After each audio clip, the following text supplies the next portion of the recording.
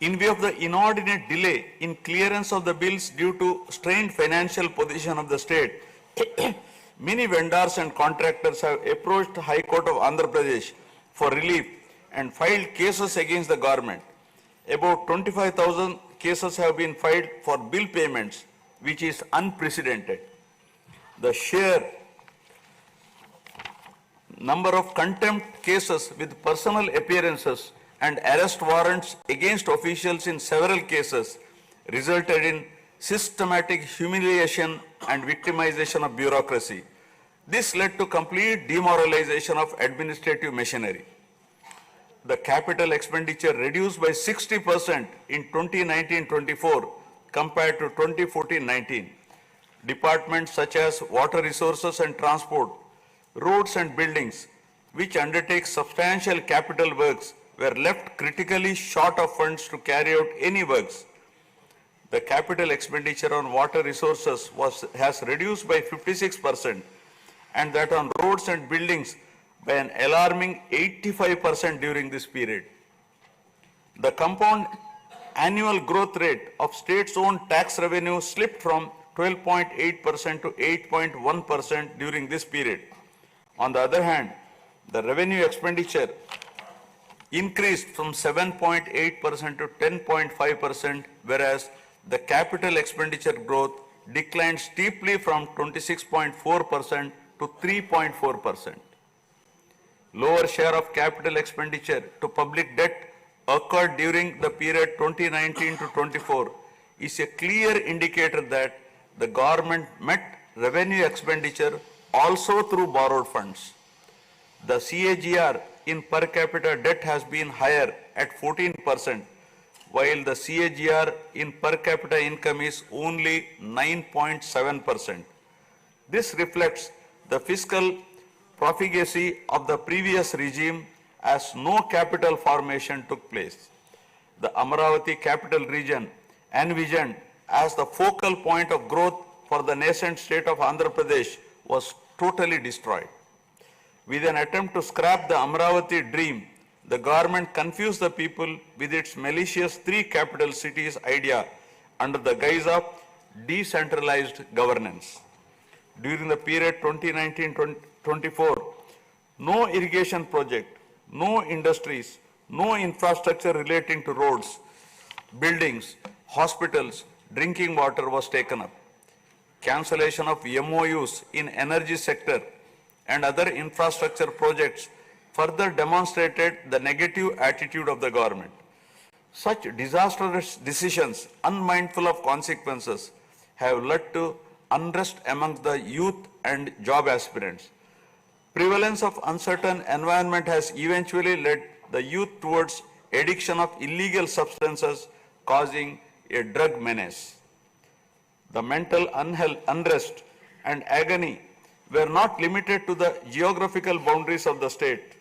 The Telugu speaking people all around the world were upset and demoralized by the uninspiring deeds of the government. They anxiously and desperately waited for a change in governance that would take them forward in the 21st century. The progressive public policies of the AP government during 1996 to 2004 have today led to empowerment of Telugu people globally, enabling them to be amongst the highest earning Indian diaspora. The condemnation of demolition approach of the previous government by the people of the state, NRIs and other supporters, culminated in a change in government. A huge and historic mandate has been given to the NDA, hitting an unprecedented 93% strike rate, thus reaffirming faith in democracy.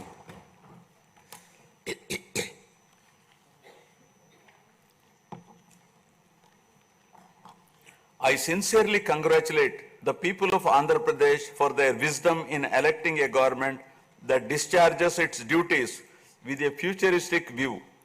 Hordes of Andhra people had come from various regions to be part of this historic mandate in favor of future of Andhra Pradesh. The new government has a perfect blend of fresh and experienced honorable members in the assembly. I once again welcome all the members who will be instrumental in making right policies in the interest of good governance and in the spirit of cooperative federalism. Honorable members, at this juncture, I feel it is also important to recall the glorious past of Andhra Pradesh, renowned as Annapurna, rice bowl of India. The state used to support other states in ensuring food security. As a leader of self-help group concept, Andhra Pradesh stood out as an example in developing entrepreneurship, knowledge economy, and cultivating thrift amongst poor women. Use of IT in all areas of welfare and development was the cornerstone of state's vision. The misrule of the previous government, which lacked transparency, have compelled this government to put the facts before the people about the disruption of systems and rampant corruption prevailing during the last 5-year term. Accordingly, my government has released a series of white papers highlighting numerous discrepancies in fund utilization, misappropriation, resulting in huge loss to the state exchequer and the natural resources base of the state. I would present some of the key takeaways of the white papers. Completion of Polavaram, the lifeline of Andhra Pradesh, is of the highest priority. The Polavaram project has been completely derailed. Introduction of reverse tendering and cancelling the agreed contracts have caused an irreparable damage not only to the project but also to the concept of interlinking of rivers and irrigating every acre of land. Unilateral announcement of 3 capitals for the state resulting in 1,631 days of farmers' protest. Modification of jurisdiction of the Capital Region Development Authority to 6,993 square kilometers. Shelving preparation of regional master plans. Completing the land acquisition in only 191 acres are some of the events that halted the progress of CRDA. This led to a potential loss of about 7 lakh jobs and estimated loss of wealth of about rupees 2 lakh crore along with loss of investment and growth opportunities. Andhra Pradesh, which enjoyed the distinction of being the first state in the country to have introduced reforms in the power sector in 1990s, had achieved energy sufficiency from 1996 to 2004. After bifurcation, the state faced an energy deficit of 22.5 MU per day. Again, by bringing second generation's reforms in energy sector and promoting renewable energy, the state become energy surplus by 2018. The state has witnessed an irreparable damage in the recent past. State energy sector has also suffered huge losses to the tune of rupees 1,29,503 crores during the period 2019 to 24. Misappropriation of natural resources such as land, mines and minerals and forests has been widespread. Land grabbing, misappropriation in allotment of house site pattas, violations in land allocation, assignment of land to ineligible beneficiaries, and Resurvey and AP Land Titling Act 2023 have completely eroded the confidence of the people during 2019-24. Put together, an amount of rupees 35,576 crore covering 1.75 lakh acres has been estimated as a loss, and the fundamental right of the people to own their property was affected. Looting of sand and mineral wealth is another area that resulted in huge loss to the exchequer and involved corruption. My government has initially estimated that an amount of rupees 19,000 crore has been lost due to illegal activities in these areas. Due to the unfriendly sand policy, 20 lakh construction workers have become unemployed. due to the inefficient, inappropriate policy making and laxity in enforcement during the periods 2019-24. A cumulative loss to the tune of 9,750 crore has been incurred in mineral revenue. Huge damage has been done to environment. Smuggling of precious red sandals from forests has taken place with the revenue from the sale of red sandals dropping from rupees 1,623 crore in 2014-19 to rupees 441 crore in 2019-24. The destruction of mangrove forest land and Rishikonda Hill in Vishakhapatnam have also damaged the state's heritage and culture. The government misused law and order machinery during 2019-24 by harassing dissenting voices. There was rise in crime against women, children, atrocities on innocent people, especially the SC, STs and other vulnerable sections.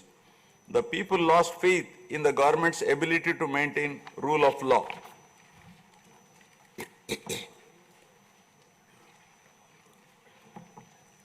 The previous government also made a mockery of the excise revenue streams of the state. The VAT on excise was reduced and diverted to AP State Beverages Corporation as a special margin, which otherwise would have come to the government as revenue. The government levied the additional retail excise tax on the issue price of liquor sold by APSBCL and escrowed the same for repayment of loans taken by APSDC. While the APSBCL started supplying low quality liquor and introduced unknown brands at significantly higher rates, there was increase in black money due to smuggling of IMFL across the border districts. These policy practices have caused irreparable damage to the excise revenue streams of the state. As a result, it has become difficult for the new government to meet even the essential committed expenditure with the reduced revenue of the state. The overall debt has more than doubled in last 5 years, with huge outstanding payments of salaries and pensions, debt repayment for the debt burden of about 10 lakh crore, payments for the power sector dues, civil supplies and other liabilities has become challenging. Putting the governance back on track is truly a Herculean task. My government has already started fulfilling the pre-poll promises and announced that steadfast commitment to Super 6 promises. My government has launched its trademark people-centric governance soon after assuming office with a series of measures such as announcing a mega DSC for filling up 16,347 teacher vacancies, abolishing the Land Titling Act, enhancing social security pensions to rupees 4,000, organizing a skill census, and reopening the Anna canteens to provide food for the poor at a very nominal rate of rupees 5 and supply of free sand. My government will initiate other important measures also. I am sure my government under the able and proven leadership of Shri N. Chandrababu Naidu Garu, the Honorable Chief Minister of Andhra Pradesh, and Shri Pawan Kalyan Garu, Honorable Deputy Chief Minister, with complete support of Shri Narendra Modi Garu, Honorable Prime Minister of India, will make all-out efforts in fulfilling the aspirations of the people for developing the state.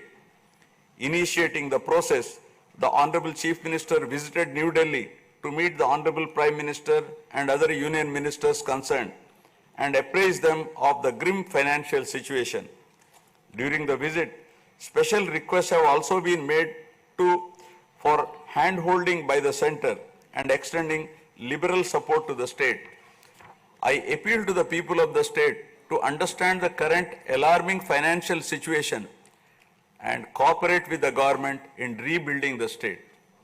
The massive destruction which resulted in huge loss of natural resource base and human value system really makes the reconstruction process difficult and time-taking one.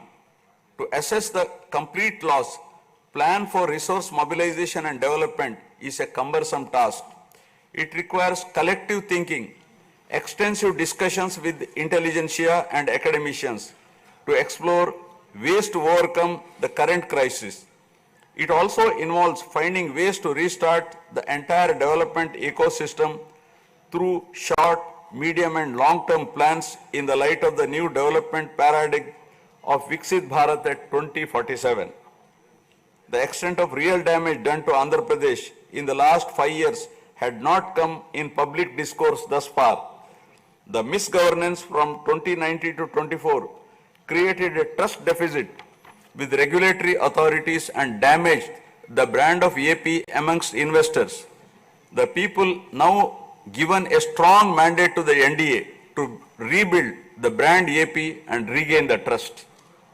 Honorable members, usually winning elections and assuming responsibility is a happy event. But now we are meeting in different and difficult circumstances. Perhaps for the first time in the country, the members are not in a position to rejoice and have the means to meet people's aspirations immediately. Keeping this in view, my government is proposing to go for budget after meaningful deliberations. With several issues relating to state bifurcation remaining unresolved, my government has taken initiative and visited New Delhi to meet the concerned in Union government, including Honorable Prime Minister and also Telangana government, with an intent to quickly find amicable solutions. The resolve shown by the 5 crore people of the state to reinstate democracy and elect people-friendly government with an unprecedented mandate is required to be appreciated yet again at this hour of crisis to help the state to rediscover its past glory. I would like to conclude my speech with the inspiring words of Swami Vivekananda. I quote, "We are responsible for what we are, and whatever we wish ourselves to be, we have the power to make ourselves. If what we are now has been the result of our own past actions, it certainly follows that whatever we wish to be in future can be produced by our present actions. So we have to know how to act." Jai Hind. जनगण मन अधिनायक जय हे भारत भाग्य विधाता।